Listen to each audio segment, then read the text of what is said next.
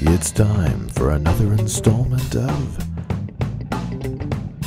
The Musings of My Mind with Mike Howery.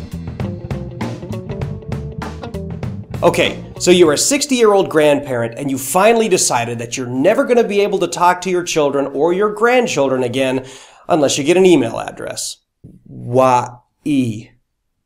Oh, now what's that squiggly red line mean? Or maybe you're a 50-year-old empty nester who's trying to fill the time your children used to occupy with Facebook. Yes! 1,000 friends! I have value! Or perhaps you're a 40-something with a midlife crisis and you've decided that following Twitter would make you hip. Yeah, baby, come follow me. That's almost inappropriate.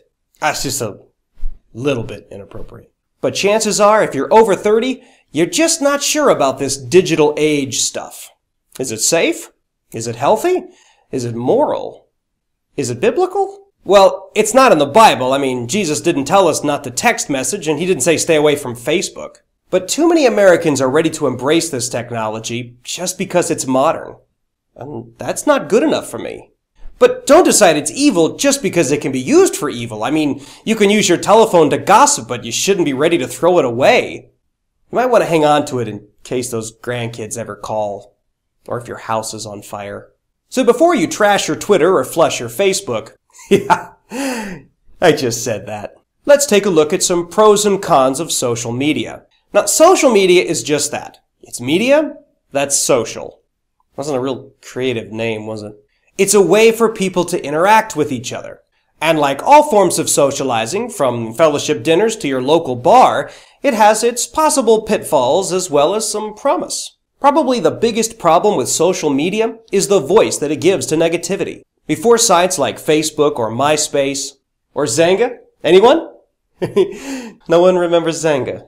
People had to have an audience to complain to. Only a few people could listen at a time, and it was face-to-face, which is a highly delicate form of communication. Now that people can broadcast their negative comments to thousands of people at a time, those negative comments carry more weight, and they have more influence, which means more negativity. Not only that, but posting online is a very special form of communication. I call it sideways communicating. It's kind of like face-to-face, but not really. So you can slyly insult someone around the back, and you can make fun of them right in front of their face, without actually doing that. And to top it all off, just the constant flow of words that we're hit with every day belittles their importance. We think that because we can say and hear, or read, as the case may be, so many words at any given time, those words must not be important. The problem is, the Bible's very clear that every word you say is important, even the idle ones. But that's not to say that these forms of communication that go through a computer are invalid, useless, or even bad for you. If you watch what you read, and certainly what you say, online, then you really won't have the negative influences I've just mentioned. And especially for those whose friends are far away, or individuals that are stuck at home due to age, illness, or small children. Well, kids are kind of like a virus, aren't they? Facebook, Twitter, email, text messages, all of these things can be very helpful, connecting them with the outside world and giving them an opportunity to receive edification, strengthening, as well as encouragement from people without having to leave the house. In other words, if used correctly, social media can actually be helpful.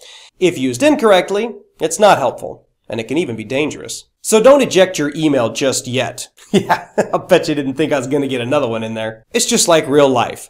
Be careful what you read, and especially what you say, and you'll do fine in this digital age.